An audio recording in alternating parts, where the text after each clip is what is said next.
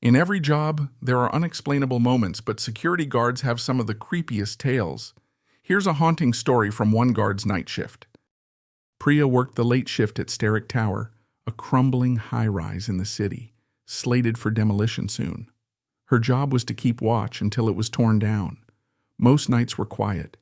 Just Priya, her thermos of coffee, and the distant hum of the city. Tonight, however, felt different. A sudden storm had rolled in, casting eerie shadows across the desolate structure.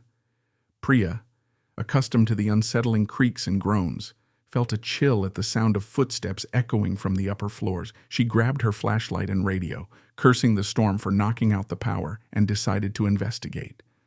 On the 15th floor, she found 4 soaked construction workers huddled in the dark. "We need a place to crash," one of them said. Priya hesitated. "The upper floors are off limits, but there's a maintenance room on 10 you can use for the night." The men didn't argue. Priya led them down the dim stairwell to the room where they found grimy cots. Just as she was about to leave, she noticed the adjoining storage room, usually locked, now slightly ajar. Dread washed over her, but she ignored it and returned to her station. Hours passed. The storm raged outside, and Priya struggled to stay awake. Suddenly, her radio crackled to life, and she heard a faint, garbled whisper. "Priya, come back." Her heart raced. "Who's there?" she responded. Silence followed. Reluctantly, she returned to the 10th floor, hoping it was just a prank. But when she entered the maintenance room, the door was wide open, the cots disheveled. Only one man remained, stirring. "Priya." The voice from the radio echoed again, this time clear from the man on the cot. She stepped closer. His eyes were wide, staring at the ceiling. "You need to go," he rasped. Before she could ask why, the storage room door creaked open.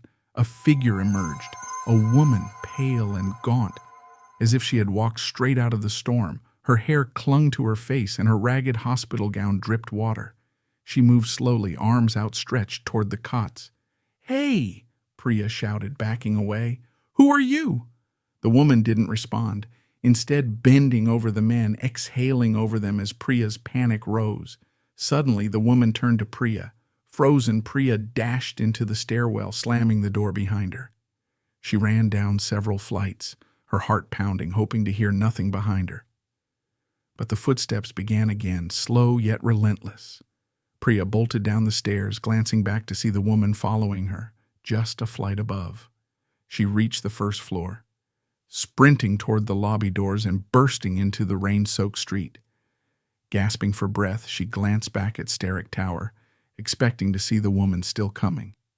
But the doorway was empty. Relief washed over her until she remembered the workers. Pulling out her phone, she dialed for help, explaining her encounter to the dispatcher. Flashes of lights appeared soon after, and a police car pulled up beside her. "They're inside," Priya told the officers, leading them back to the building. But when they entered, the cots were empty. Confused, she followed as they searched, finding nothing but abandoned floors. Finally, she led them to the storage room. Inside, the officers discovered a large sealed freezer. After prying it open, they found a body. In a tattered gown, her pale skin decayed. Priya recognized the face. It was the woman she had seen. "How long has she been in there?" Priya asked, voice shaking. One officer shook his head. "We'll need forensics. Judging by the condition, she's probably been dead for years." As they taped off the area, an officer approached Priya. "We'll need your full statement. You're sure this is the same woman?" Priya nodded slowly, her mind racing.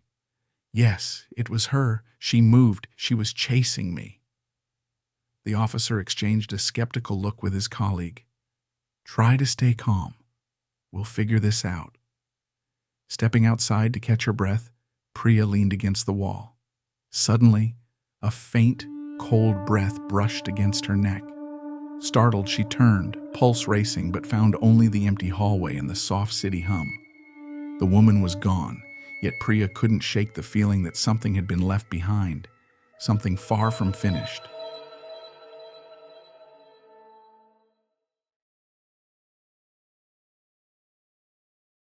Have you ever wondered why someone might change so drastically, becoming like a stranger?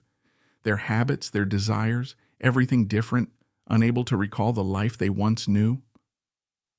This story reveals one chilling possibility. Sophia and David had been traveling through the remote countryside for days. The dense fog and unfamiliar terrain slowed their journey, but finally they arrived at a crumbling mansion by a forgotten lake. Despite Sophia's unease, David, a curious historian, insisted they stop for the night. The mansion's weathered stone walls seemed to whisper secrets of lives once lived and lost. Inside, a grand hall boasted faded tapestries and a massive cracked mirror dominating the far wall. The mirror's surface, though dulled, reflected the room eerily, casting distorted images that made Sophia uncomfortable. Yet David was enraptured. "Look at that craftsmanship," he said, stepping closer. "This place must be hundreds of years old." Sophia glanced at the mirror, where the reflection looked grander than reality. Chandeliers gleamed. Tapestries were rich in color, and a warm light bathed the space. "Don't you think it's strange how different everything looks?" she asked, hesitant. David waved her off. "You're letting your imagination run wild." Suddenly, David's expression changed.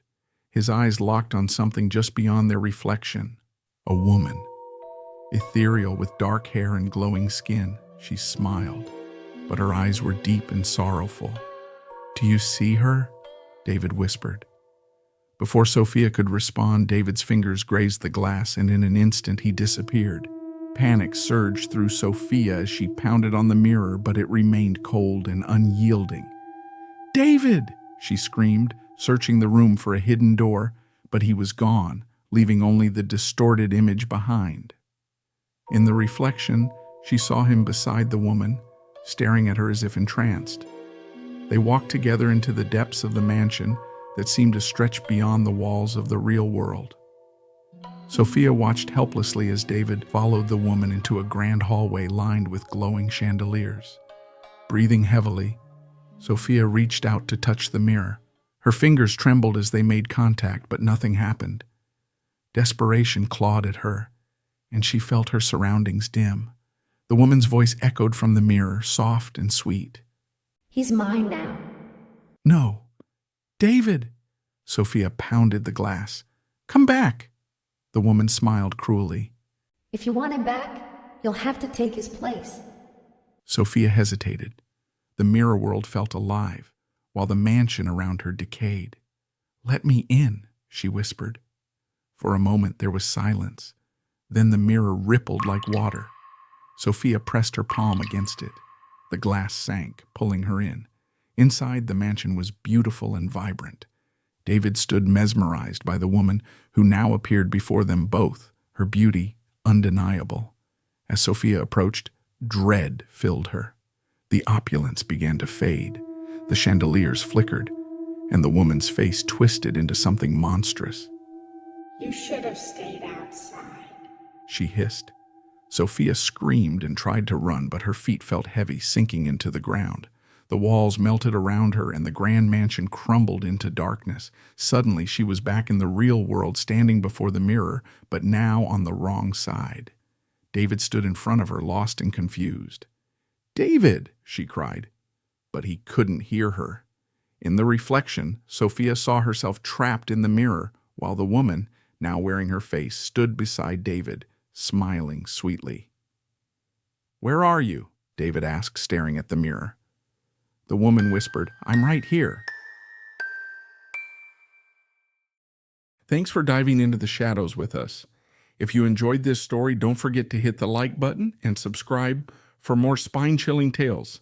Stay curious, stay safe, and remember, sometimes the truth is scarier than fiction. Until next time, sleep tight if you can.